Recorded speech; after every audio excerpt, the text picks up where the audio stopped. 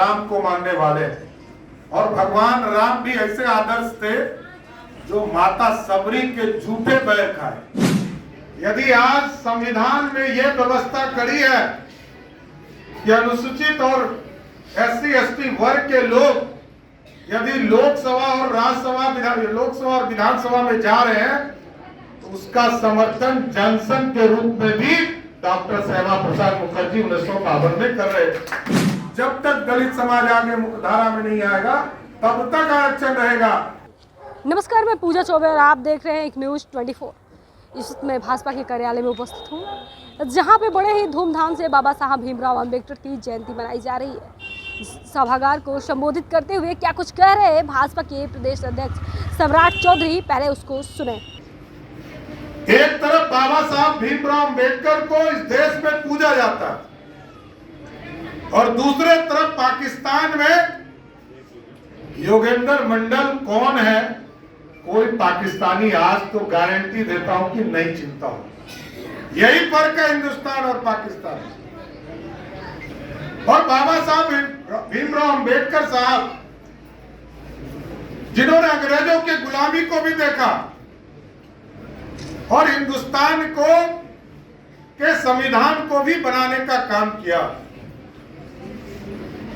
और हमारे डॉक्टर श्यामा प्रसाद मुखर्जी जी जिन्होंने एक साथ काम करके आज, यदि ठीक कहा जी चौधरी जी ने, यदि आज संविधान में यह व्यवस्था करी है कि अनुसूचित और SC ST वर्ग के लोग यदि लोकसभा और राज्यसभा, लोकसभा और विधानसभा में जा रहे हैं तो उसका समर्थन जनसंघ के रूप में भी डॉक्टर श्यामा प्रसाद मुखर्जी 1952 में कर रहे थे। हम शुरू से भारतीय जनता पार्टी पे आरोप लोग लगाते हैं कि भारतीय जनता पार्टी आरक्षण के साथ नहीं खड़ी है। हम उनको ये बता देना चाहते हैं, बिहार में एक पार्टी है जिसका 15 साल बिहार में राज चला, वो कहती है कि हम संविधान की रक्षा करना चाहते हैं, आरक्षण को बचाना चाहते हैं। लेकिन आपको जानकर साथियों आश्चर्य होगा कि 15 साल के लालू प्रसाद जी के राज में किसी वर्ग को कभी कोई आरक्षण उस पार्टी ने नहीं देने का काम किया। लेकिन भारतीय जनता पार्टी का स्पष्ट संदेश रहा है, चाहे वो 1950 में आरक्षण की शुरुआत हुई, तब भी संविधान जब बन रहा था तब भी डॉक्टर श्यामा प्रसाद मुखर्जी जी इसको समर्थन कर रहे थे। और बाद में अटल बिहारी वाजपेयी जी के नेतृत्व में जब NDA की पहली सरकार बनी, तब भी जब SC ST एट्रोसिटी एक्ट आया, दलित समाज को नौकरी में प्रमोशन में व्यवस्था की गई, तब भी अटल बिहारी वाजपेयी की सरकार थी जो इसको समर्थन करने का काम कर रही। और 2016 में आपने देखा जब सुप्रीम कोर्ट के आदेश के बाद इस देश में एक व्यवस्था खड़ी हुई कि एट्रोसिटी एक्ट में कुछ बदलाव किए गए, उसको भी रिस्टोर किसने किया? तो नरेंद्र मोदी की सरकार ने किया साथ। इसलिए जो लोग ये बोलते हैं उनसे ये जरूर पूछिए, भारतीय जनता पार्टी के एक एक कार्यकर्ताओं से मैं आग्रह करूंगा कि जब राष्ट्रीय जनता दल के लोग मिले उनसे पूछिए कि तुमने किसको किसको आरक्षण दिया। आदरणीय सुशील जी यहाँ बैठे हैं, ये लोग जब सरकार में आए 2005 में, आदरणीय सुशील जी के नेतृत्व में भाजपा भारतीय जनता पार्टी का नेतृत्व था, तब पहले भी आरक्षण की बात व्यवस्था हुई। 2001 में पंचायती राज का चुनाव हुआ, नगर निकाय का 2002 में चुनाव हुआ, किसी को कोई आरक्षण नहीं था साथ, कोई चिंता करने वाली बात इन लोगों के लिए नहीं थी। ये लोग सत्ता से जब बाहर जाते तब इन लोगों को चिंता हो जाती है कि हम जो है दलितों का सम्मान बढ़ाना चाहते हैं, अति पिछड़ों का सम्मान बढ़ाना चाहते हैं। अरे अब तो 9 बरस हो गए, सुशील जी ने तो कहा कि हम गारंटी देते कि 100 साल तक जब तक दलित समाज आगे मुख्यधारा में नहीं आएगा तब तक आरक्षण रहेगा। अरे हम तो 9 बरस से एब्सोल्यूट मेजोरिटी में केंद्र की सरकार चला रहे हैं और आदरणीय नरेंद्र मोदी जी के नेतृत्व में कभी भी दलित कि जो विरोध करेगा उसके खिलाफ कार्रवाई करने का काम किया है। साथियों, एक चर्चा इन लोगों ने कुछ दिन पहले चलाया, जिसको आदरणीय रामप्रीत पासवान जी ने उठाया कि छात्रों को स्टेफन जो छात्रवृत्ति है उसको बंद कर दिया गया। ऐसा कुछ नहीं है। पहले क्लास से लेकर 8वें क्लास तक की जो व्यवस्था है आरटीई के माध्यम से, राइट टू एजुकेशन के माध्यम से, पहले क्लास से लेकर 8वें क्लास तक के बच्चों को सभी को मुफ्त शिक्षा देने की व्यवस्था है। 9वीं 10वीं में ऐसी व्यवस्था नहीं थी, तो उसके लिए भारत सरकार ने अलग से प्रोविजन किया है और सभी राज्यों को आज भी बिहार में मिल रहा। इसलिए कोई इस तरह की गलतफहमी यदि पैदा करती है तो भारतीय जनता पार्टी के कार्यकर्ता, हमारे नेता इसको जरूर स्पष्ट तौर पर बताएं कि कोई ऐसी व्यवस्था नहीं है जिससे नरेंद्र मोदी जी दलित को अपने से अलग रख सकते। दलित समाज को जोड़ना चाहते हैं और डुप्लीकेसी नहीं हो, इसलिए एक व्यवस्था किया गया कि सबको, सभी बच्चों को पहले क्लास से लेकर 8वें क्लास तक सभी को मुफ्त शिक्षा मिलता रहेगा। इसलिए साथियों, जो लोग ये फैलाने का काम कर रहे हैं कि आज के आरक्षण का परसेंटेज बढ़ाना चाहिए, इसको भी एक चिंता का विषय है। इसमें कहीं दो मत नहीं। आपका जातीय जनगणना आज यदि बिहार में हो रहा है, उसमें भी भाजपा का बड़ा योगदान है। जातीय जनगणना कब हुआ? जब जून के महीने में मुख्यमंत्री के द्वारा यह प्रस्ताव लाया गया कि हम बिहार में जातीय जनगणना लाएंगे, तो उस सरकार में हम 16 मंत्री थे, 2 डिप्टी सीएम थे और हम लोग सब सरकार में 16 मिनिस्टर थे। जनता दल यूनाइटेड के तो 12 ही मिनिस्टर थे और सहयोगी दल के 2-3 थे, और उसके बावजूद हम लोगों ने समर्थन देकर बिहार में जातीय जनगणना भी हो रही है। और जो प्रश्न उठते हैं कि जो जोड़े जाते हैं, देखिए SC ST वर्ग के लिए बड़ा स्पष्ट तौर पर संविधान में व्यवस्था है, आपकी यदि आबादी बढ़ेगी, ये भी जान ली, आपकी आबादी यदि 16.6 है, ये आरक्षण की व्यवस्था में क्लियर पूरी तरह व्यवस्था किया गया है। ये यदि बढ़कर 18% हो जाएगा तो आरक्षण भी ऑटोमेटिक 18% हो जाएगा। इसके लिए किसी दूसरे के तरफ मुंह देखने की जरूरत नहीं है, ये कानून में व्यवस्था खड़ा किया गया। इसलिए हम तो भगवान राम को मानने वाले हैं, और भगवान राम भी ऐसे आदर्श थे जो माता सबरी के झूठे बैर खाए।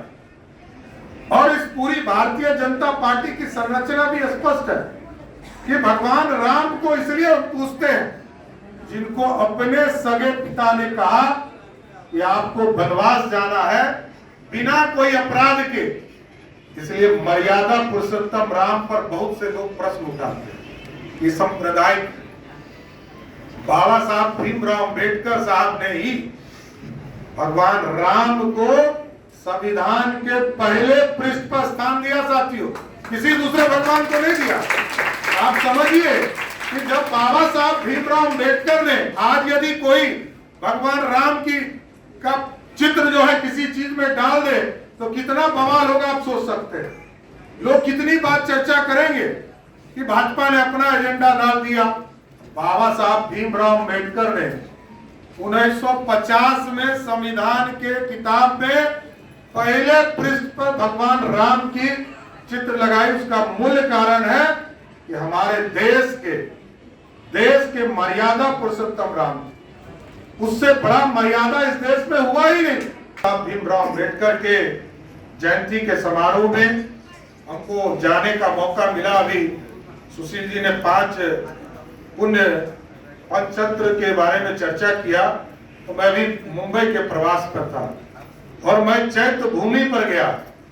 अभी एक भव्य पूरा स्थान बनाने का काम किया जा रहा है, और आप सोचिए कि मुंबई जैसे शहर में एक निजी मिल को भी खरीदकर वहां की सरकार ने देवेंद्र फडणवीस जी और एकनाथ शिंदे के नेतृत्व में और आदरणीय नरेंद्र मोदी जी के मार्गदर्शन में उन लोगों ने तय किया है 5 एकड़, जो अभी बॉम्बे का कितना कीमती जमीन होगा उस पूरे जमीन को खरीदकर वहां पर भव्य अंबेडकर जी की मूर्ति लगाने का काम की शुरुआत किया जा रहा है। तो जाकर वहां अंबेडकर साहब के मूर्ति के सामने आशीर्वाद लेने का मौका मिला, इसलिए हम अजीत चौधरी जी को विशेष तौर पर धन्यवाद देते हैं कि ये भी मैसेज दीजिए। आपने बहुत से थ्योरेटिकल चीजों को बताने का काम सभी मोर्चा के साथियों को किया है, और ये भी बताइए कि अंबेडकर साहब को जब छुआछूत की स्थिति थी और वो बहुत गरीब घर से भी आते थे, उनको पढ़ाने के लिए किन लोगों ने सहयोग किया? जो बड़ौदा के परिवार के लोग थे, आपको